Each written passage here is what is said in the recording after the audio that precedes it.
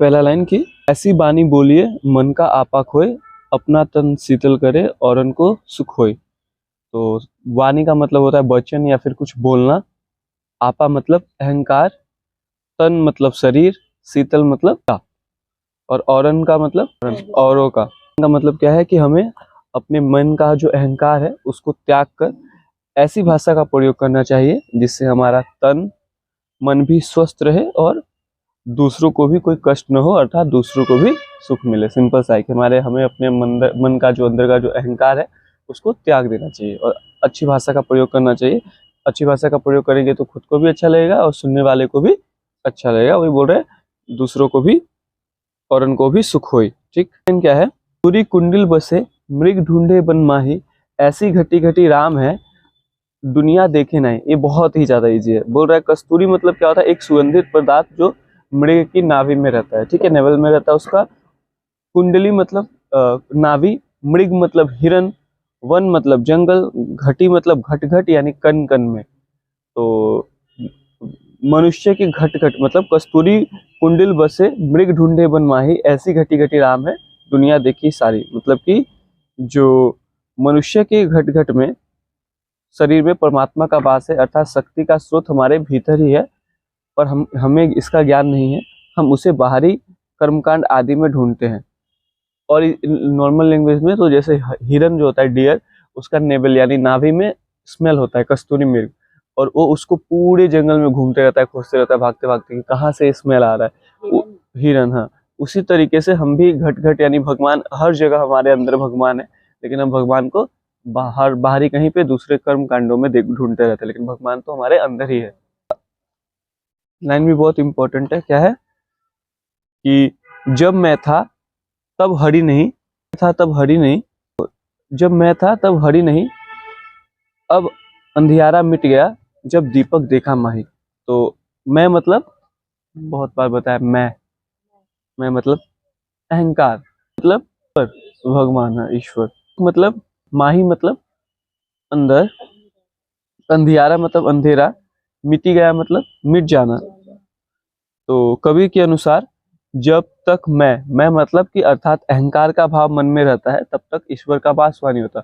जब तक हम लोग बहुत अहंकारी होते हैं, मैं करते रहते हैं, तब तक हमारे अंदर भगवान नहीं आते। केवल मन के ज्ञान रूपी अंधकार ही समाया हुआ रहता है। जब तक ज्ञान के दीपक के स्वरूप को पहचानना, तब तक छाया अज्ञान दूर हो गया। इसका एकदम नॉर्मल लैंग्वेज में कि कबीर कहते हैं कि जब तक हृदय में मैं अर्थात मेरा अहंकार था तब तक इसमें ईश्वर का वास नहीं था, लेकिन अब जब हृदय में अहंकार नहीं है तो इसमें ईश्वर का वास है। अब ईश्वर रूपी दीपक के दर्शन हुए तो अंधकार रूपी अहंकार दूर हो गया। ईश्वर यहाँ पे दीपक यानी के प्रतीक है, और जो अहंकार है वो अंधकार जो है वो अहंकार का प्रतीक है। ठीक है, क्या है कि सुखिया सब संसार है, खाए अरु सोबे, दुखिया दास कबीर है, जो जागे अरु रोए। राइट। तो सुखिया का मतलब तो पता होगा, सुख। खाए मतलब भोजन करना, अरु मतलब और, दुखिया मतलब दुख, दास मतलब ईश्वर का भक्त। तो इस लाइन का मतलब क्या है, कबीर कहते हैं, हर पंक्ति में यही लिखोगे, कबीर कहते हैं कि संसार के लोग अज्ञानता के अंधकार में डूबे हुए हैं और अपनी मृत्यु आदि से भी अनजान होकर सोए हैं, जबकि कबीर दुखी है और वे रो रहे हैं, वे ईश्वर को पाने की आशा में जागते रहते हैं। फिर से कि संसार के लोग अज्ञान और अज्ञानता के अंधकार में डूबे हुए हैं और अपनी मृत्यु आदि से भी अनजान होकर सोए हैं, जबकि कबीर दुखी हैं और वे रो रहे हैं, वे ईश्वर को पाने की आशा में जागते रहते हैं। ठीक है, लाइन देखना तो क्या है कि बिरह भुगम्मम तन बसे, मंत्र न लागे कोई, राम वियोगी ना जीवे, जीवे तो बौरा होए। बिरह मतलब होता है वियोग, हाँ, दूर हो जाना। भुगम्मम भुवंगम मतलब सांप, तन मतलब शरीर, मंत्र मतलब उपाय, वियोगी मतलब विरही, बौरा मतलब पागल। तो इस लाइन का मतलब क्या है कि कबीर जी कहते हैं कि जब मनुष्य के मन में किसी अपने से बिछड़ने या अलग होने का गम सांप बनकर लौटने लगता है तो उस पर कोई दवा काम नहीं करती। कि फिर से जब कोई भी मनुष्य के अंदर किसी अपना कोई अपना है उससे जब अलग हो जाते हैं और बिछड़ जाते हैं तो उसका जो गम होता है ना, वो सांप बनकर हमारे ऊपर लौटने लगता है। उस पर कोई दवा काम नहीं आती।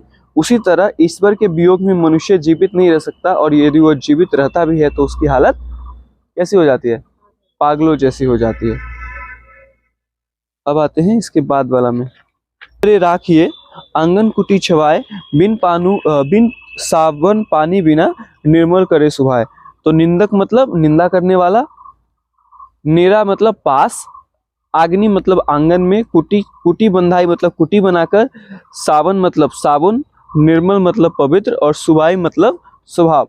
तो बोल रहा है कि कबीर कहते हैं हमें निंदा करने वाले लोगों को सदैव अपने निकट रखना चाहिए, ताकि हम उनके द्वारा बताई गई हमारी गलतियों को सुधार सके। इससे हमारा स्वभाव बिना साबुन और पानी के ही साफ हो जाएगा। क्या आप बोल रहे हैं कि ऐसे लोग हैं ना जो मतलब हमारी बुराई करते हैं, हमारी निंदा करते हैं, हमें उनको अपने पास रखना चाहिए। क्यों? ऐसे लोग बिना साबुन पानी के हमें साफ कर देते हैं, मतलब हमारी गलती बता देते हैं। तो जो लोग बुराई करेगा उसको हमेशा साथ में रखना, और झूठी तारीफ करेगा उसको ये जो अभी बताया ये 2000 पैरा बहुत ईजी है।